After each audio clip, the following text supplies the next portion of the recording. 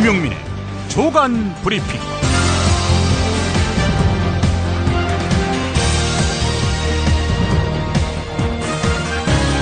2016년 3월 14일 월요일입니다. 안녕하십니까, 김용민입니다. 19대 총선 막말의 아이콘인 제가 이런 칼럼을 공유하는 것이 멋쩍지만 함께 고민해볼 문제라고 생각해서 소개합니다. 한겨레에 실린 김하수 한겨레 말글연구소 연구위원의 칼럼입니다. 언제부턴지 우리 정치판에서 막말이라는 개념이 불투명한 말이 남용되고 있다. 이 말은 사람들에게 혐오감을 불러일으키는 저급한 표현을 가리키지만 동시에 시퍼렇게 날이선 비판적인 표현에도 똑같은 딱지를 붙이기도 한다. 냉정한 구분이 필요하다. 정치인의 말은 자신의 개인적인 언어 활동이기도 하면서 사회 집단의 의견과 마음을 대변하는 기능도 한다. 그들이 우리 사회의 그늘진 곳에서 피해를 본 억울한 집단을 대변하려 한다면 그 어찌 곱고 단정한 어휘로만 말을 할 수 있겠는가? 또 책임을 제대로 수행하지 못한 국가기관을 비판하거나 책임자를 추궁하는 일에 어찌 무미건조한 어휘로 그 뜻을 제대로 전할 수 있겠는가? 언어를 비판적으로 사용하려면 풍자, 비유, 조소 등에 매우 능해야 하고 강자에 대한 도전의식과 약자에 대한 공감 능력도 필수적이다. 또 비판적인 언어는 주어진 판세 자체를 흔드는 기능을 한다. 그렇기 때문에 얌전한 말만 골라 쓰자고 강요한다면 기존 판세에서 가장 유리한 사람들이 또 덕을 보게 된다. 새로운 판세를 필요로 하는 사람은 자신의 언어를 매우 강하게, 맵게, 매몰차게 해야 한다. 그렇기 때문에 무턱대고 막말을 쓰면 안 된다고 하는 주장은 사실상 누군가의 편을 드는 셈이다. 더구나 개념이 불분명하면 정치적 약자 아무한테나 뒤집어 씌우기도 딱 좋다. 네, 모든 거친 말이 다 막말은 아니다. 그 맥락을 살펴야 한다는 주장입니다. 여러분은 어떻게 생각하십니까? 윤상현의 막말과 정청래의 막말이 똑같다고 느껴지십니까? 중고차를 믿고 거래할 수 있는 조광래 중고차입니다. 대표번호 1800-9538. 고맙습니다. 정말 맛있다. 이 말 한마디면 모든 게 설명됩니다. 30년 전통 자연의 이로움을 담은 김치, 이담채 김치. 1544-4586 1544-4586. 술자리 많은 요즘 3차까지 달린 당신을 위한 필수품 전창걸의 새싹 땅콩차. 이제 속쓰림은 잊으세요. 070-8635-1288 070-8635-1288. 수면 무호흡, 심한 코골이 이제 걱정 마세요. 여행, 군생활, 찜질방에서도 확인된 코골이 방지기구 코골이 119 1566-0783 1566-0783. 동아일보가 김종인 더불어민주당 대표와 인터뷰를 했습니다. 기자가 이런 질문을 합니다. 정청래 의원 등 일부 컷오프된 의원들의 반발이 거센데 번복될 수 있는가? 이에 대한 김종인 대표의 답입니다. 심정은 이해한다.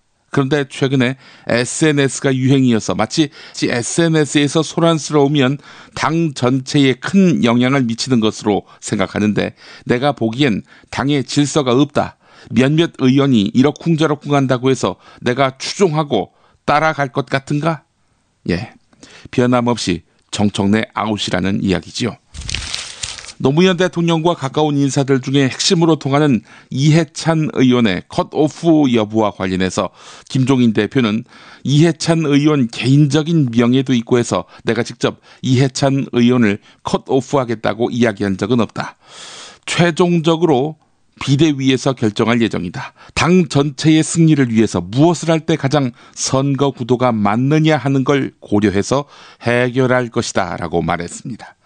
이건 역시 이해찬 의원이 스스로 명예로운 퇴진을 하라. 안 하면 비대위에서 합의하는 형식을 거쳐 날려버리겠다. 이런 뜻으로 풀이됩니다. 이런 가운데 조선일보는 오늘자 일면 검찰발 기사로 불법 정치자금 수수로 징역형과 함께 8억여 원의 추징금을 선고받고도 납부하지 않아온 한명숙 전 국무총리의 교도소 영치금 250만 원을 지난 1월에 추징해서 국고에 귀속시켰다는 내용을 실었습니다. 2억이 넘는 은행 예금과 전세 보증금 1억 5천만 원을 본인 재산으로 신고해 놓고는 대법원 확정 판결 전에 예금 대부분을 인출했고 전세 보증금도 남편 명의로 돌려놓았다는 것입니다. 진위는 파악해봐야 합니다. 왜냐?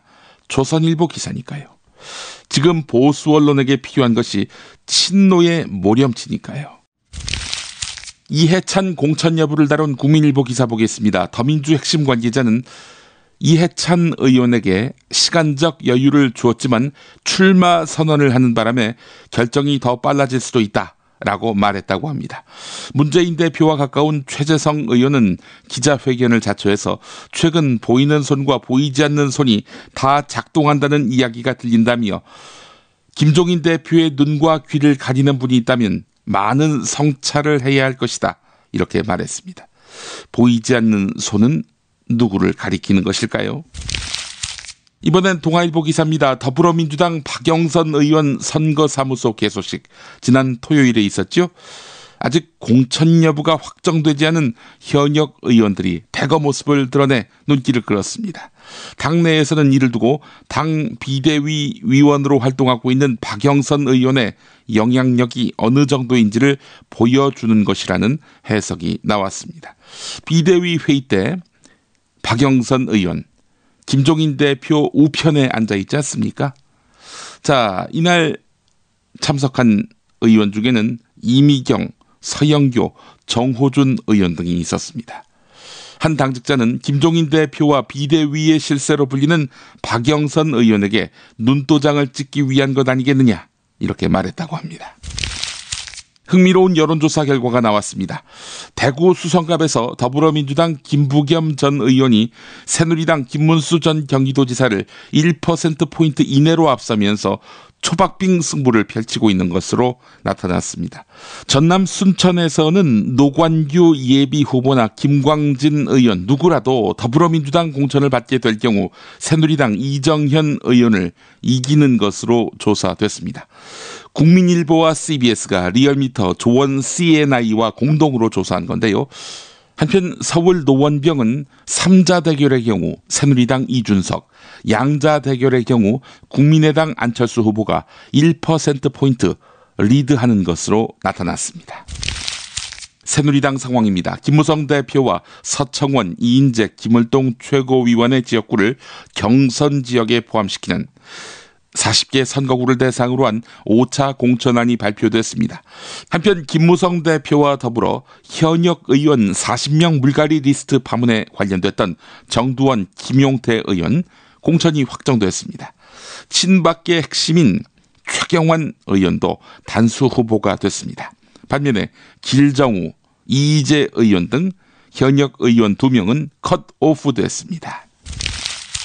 동아일보에는 막말 파문의 진원지인 새누리당 친박계 핵심 윤상현 의원의 4.13 총선 불출마 선언 기사가 실렸습니다.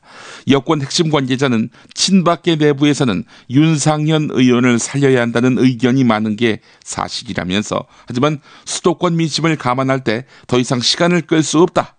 윤상현 의원이 곧 결단할 것으로 알고 있다. 이렇게 말했다고 합니다. 윤상현 의원이 지난해 박근혜 대통령의 정무특보를 지냈다는 점에서 민심 악화의 불똥이 자칫 박근혜 대통령과 친박계 전체로 번질 수 있다는 점도 고려한 것으로 풀이됩니다. 윤상현만이 짐이 아닙니다. 한국일보 사설을 보겠습니다. 새누리당 원내수석 부대표인 조원진 의원이 지난 토요일 확정되지 않은 경선 일정을 문자 메시지로 지역구인 대구 유권자들에게 뿌렸습니다.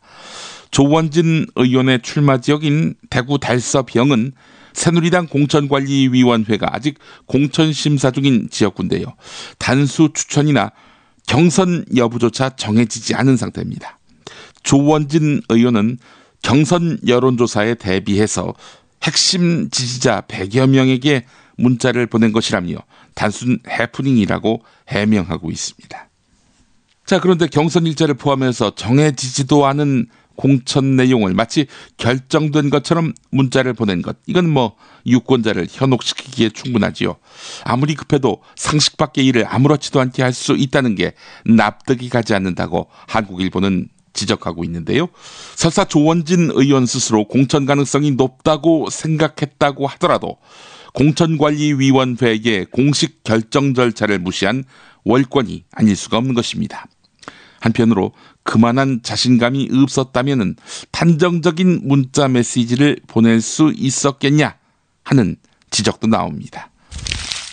청와대 참모들의 한숨을 중앙일보가 전하고 있는데요. 윤상현 의원 막말 파문으로 수면 위에 떠오른 새누리당의 계파 갈등과 늑장 공천에 180석은 고사하고 과반이나 건질 수 있겠느냐 하는 말이 나온다는 것입니다.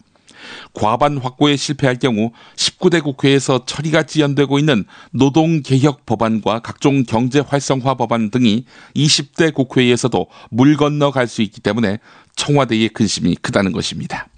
하지만 한국일보가 만난 여론조사 전문가는 새누리당이 총선에서 167에서 172석을 확보할 것이라고 내다봤습니다. 응답자 10명 가운데 7명은 새누리당이 19대 총선 결과 152석보다 많은 의석을 차지하겠지만 180석 확보는 무리다, 이렇게 말했다고 합니다. 참여연대는 19대 국회의 나쁜 법안 누가 발의했나라는 제목의 보고서를 펴냈습니다. 나쁜 법안은 국가정보원과 경찰의 국민사찰 무제한 허용, 집회와 시위의 자유를 제한하는 것, 검찰과 경찰로 하여금 인권 침해 수사를 조장하도록 하는 것 등입니다.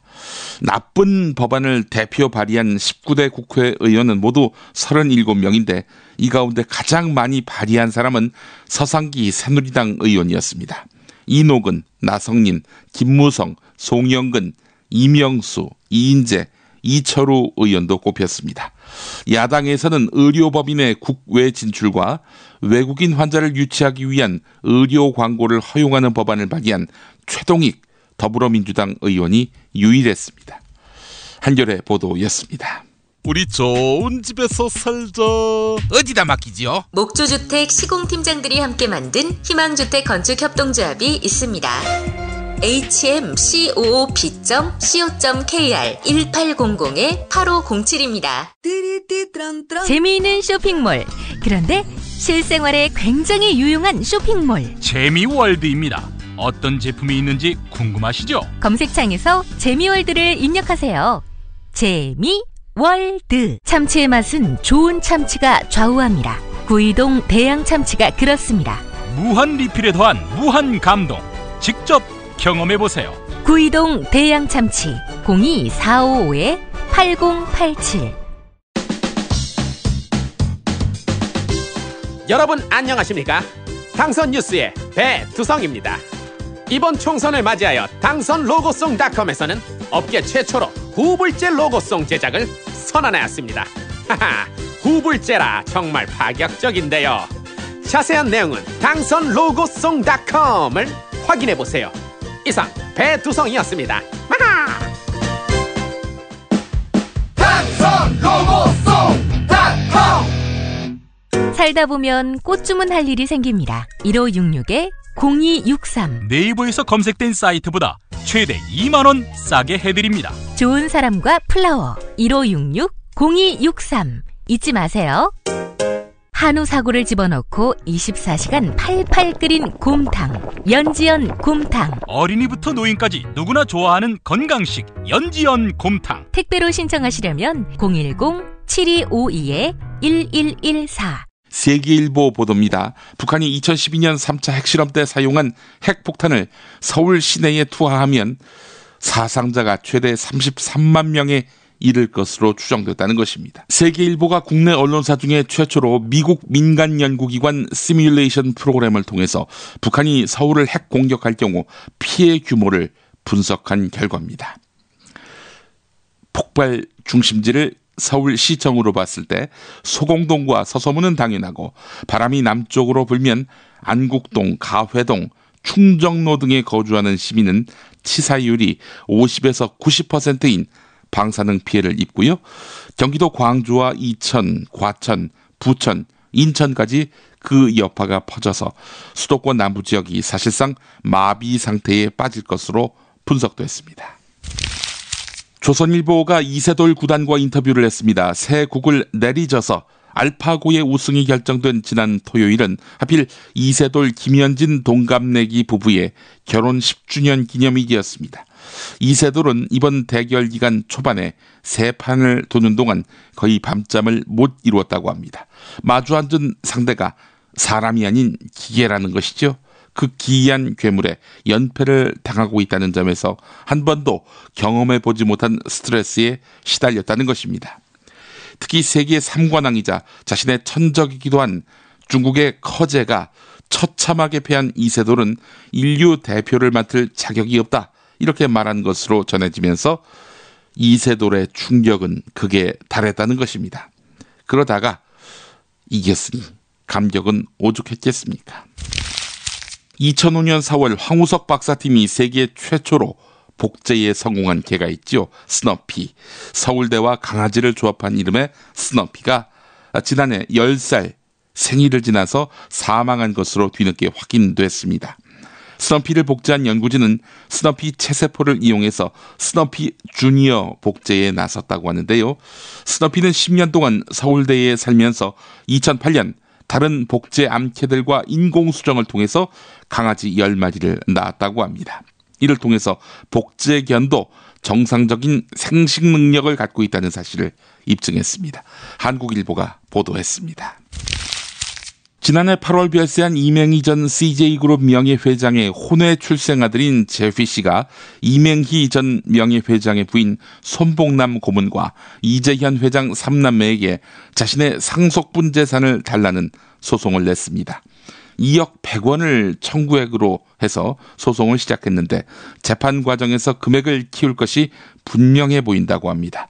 법조계는 관련법을 적용할 때 소송가액이 3천억까지 확대될 수 있다, 이렇게 보고 있습니다.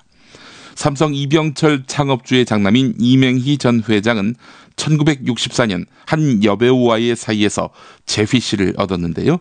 제휘 씨 측은 CJ 일가가 법원의 친자 확인 판결 이후에도 제휘 씨를 없는 사람으로 취급했다며 섭섭한 감정을 드러냈다고 합니다. 서울신문이 보도했습니다. 국세청이 순복음교회를 상대로 곧 세무조사에 들어갈 것으로 보입니다. 종교단체를 대상으로 한 세무조사, 과거에도 있었습니다마는 여의도 순복음교회를 상대로 하기는 처음입니다. 순복음교회, 세계 최대 교회지요. 한편 이영훈 담임 목사가 어제 열린 당회회의에서 곧 국세청 세무조사가 들어온다, 국민일보 빌딩 본사 11층에 공간을 마련하라, 이렇게 발언했다고 말했다고 합니다.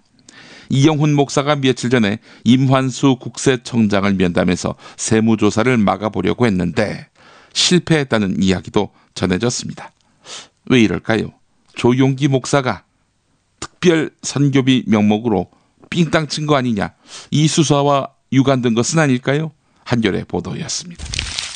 TV조선과 채널A, MBN 등 종합편성 채널에 총선 관련 보도와 논평이 불공정하고 여당 편향적이라는 시민단체의 모니터링이 나왔습니다. 종편과 뉴스 채널의 친정부 여당 성향으로 분류된 출연자는 62.3%, 친야당 성향은 12.6%, 중도 성향은 25.2%로 나타났습니다. 패널 구성이 가장 편향적인 방송사는 채널A였는데요. 전체 패널 중에 친정부 여당 성향은 66.7%, 친야당 성향은 10.2%로 나타났습니다. 패널들의 겹치기 출연 문제도 데이터로 드러났는데요. 종편 보도채널 시사 토크쇼에 가장 많이 등장한 패널은 황태순 정치평론가입니다. 황태순 씨는 MBN에서 1개, 채널A에서 3개, TV조선에서 2개 프로그램에 출연하는 등 조사 대상 프로그램 중 절반 이상의 얼굴을 비췄습니다. 한편 종편과 뉴스 채널이 내용 측면에서도 야당 때리기에만 집중한다는 지적이 나왔습니다. 조사 기간이 5일이었는데요. 이 5일 동안 야당 관련 주제를 총 283분 다뤘는데 여당 관련 주제는 31분만 다뤘습니다. 야당 관련 주제를 283분 다뤘다고 말씀드렸는데 283분 동안 야당을 띄웠을까요? 짓밟았을까요? 경향신문 보도였습니다. 김용민이 전해드리는 조간 브리핑. 이른 아침 조간신문 핵심 기사를 훑어보는 시간, 김용민의 조간 브리핑. 월요일부터 토요일까지 매일 오전 7시대에 업데이트됩니다. 뉴스뿐 아니라 그 안에 숨은 맥락도 짚어드립니다.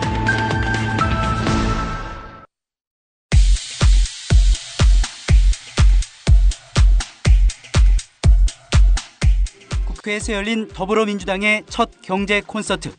정청래 의원의 공천 탈락에 항의하는 지지자들이 대거 몰려들었습니다.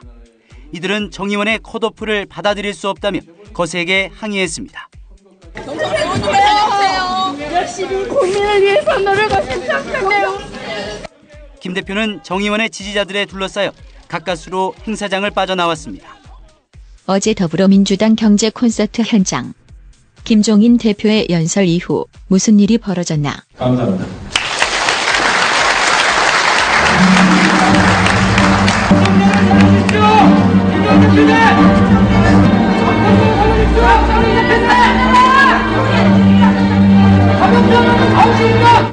이철이 박영선! 자기 할 말만 다 하면 끝나는 겁니까? 이것이 민심입니다.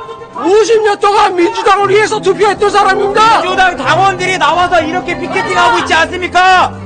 이유 설명만 이렇게 죽여도 되는 겁니까? 이유를 설명하라 이겁니다. 입에 발린 소리 누가 못합니까? 왜 어떻게 되는지 설명하라 이겁니다. 이어진 순서는 박영선 의원의 피아노 연주. 그러나 장내의 소란은 상당했는데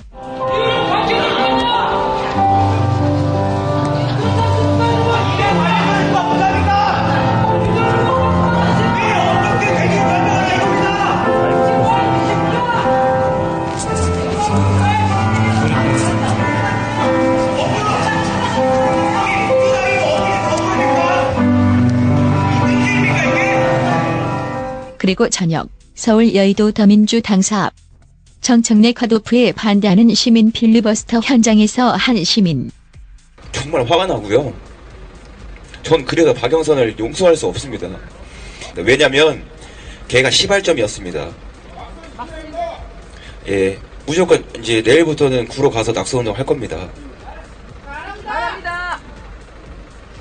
네가 뭔데 우리 애기들 관련한 진상을 밝히겠다는데 그거를 유가족들 합의도 없이 어떠한 대화도 없이 여당에 팔아 넘겼는지 계속 묻고 싶습니다. 저는 구로 계속 찾아갈 거고요.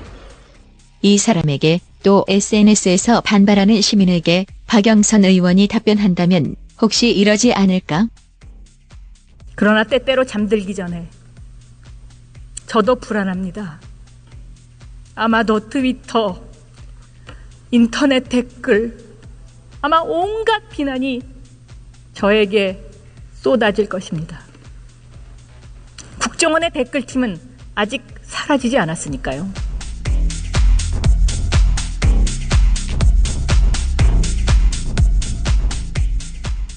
사설 대 사설입니다. 부모로부터 버림받은 줄로만 알았던 7살 신원영 군이 새어머니의 살해로 끝내 싸늘한 주검으로 발견됐다는 소식과 관련한 서울신문과 한겨레의 사설을 대조해 보겠습니다. 먼저 서울신문입니다. 이런 반인륜적이고 악질적인 범죄는 살인죄로 처벌하는 것이 옳다. 더구나 이들은 아이가 죽은 후에도 원영이 밥 잘 먹고 양치질도 했다는 등 거짓 문자를 서로 주고받고 원영이의 책가방을 구입하는 등 범죄 은폐의 시도까지 하는 치밀함을 보였다니 경악을 금치 못하게 한다.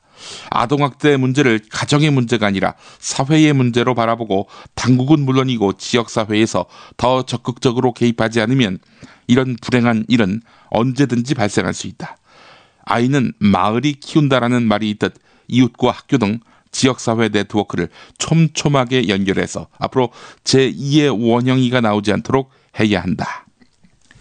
네, 가해자를 사형시키자 이런 이야기지요. 한겨레 사설입니다.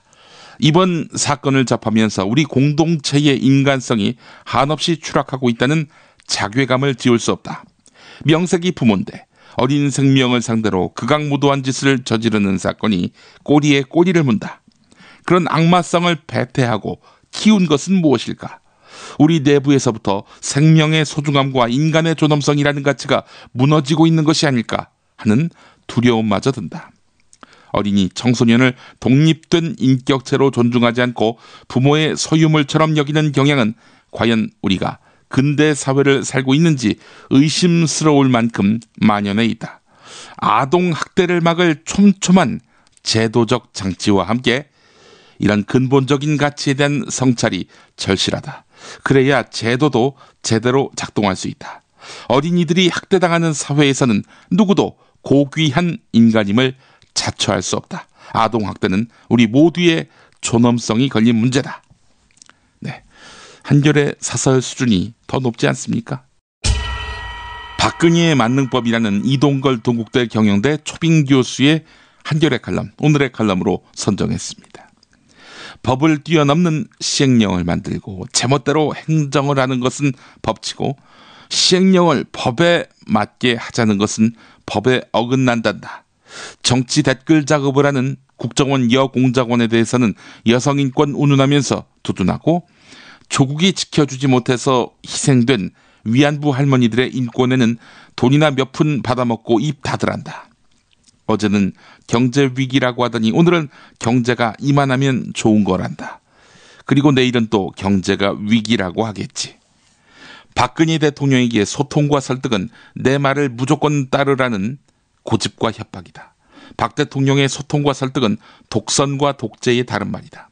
박 대통령은 입장이 바뀔 때마다 얼굴색 하나 변하지 않고 말을 바꾼다. 말을 바꾼 것조차 모른다. 나는 무엇이든 내 마음대로 할 수 있는 특권이 있다는 투다. 그러니 박근혜 대통령이 원하는 법은 나만 내 마음대로 할 수 있는 박근혜 만능법이다. 그걸 다른 말로 하면 유신법이라고 한다. 박 대통령이 잘 드는 칼을 손에 쥐면은 무엇을 벨까? 그 칼에 잘리는 것은 경제와 민생인가? 야당과 비박인가? 박정희 말기에 중화학공업 실패로 우리 경제가 망국의 위험에 처했던 것을 기억하라. 독선과 독재만 알았던 박정희는 유신법이라는 잘 드는 칼로 대한민국을 망국의 위기로 몰아넣었다.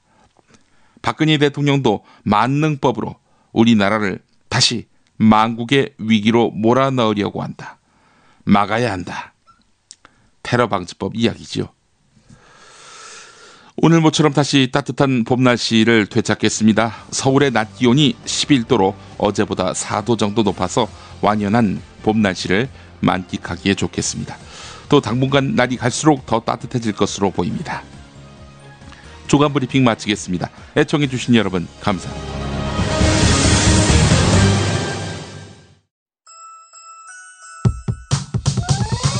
이번 방송 괜찮았나요? 작별의 여운 이렇게 표시해주세요. 다운로드하기, 댓글 달기, 구독하기, 별점 주기. 더 좋은 방송 만들어달라는 약속 이렇게 응원해주세요. 다운로드하기, 댓글 달기, 구독하기, 별점 주기. 기억하셨죠? 다운로드하기, 댓글 달기, 구독하기, 별점 주기.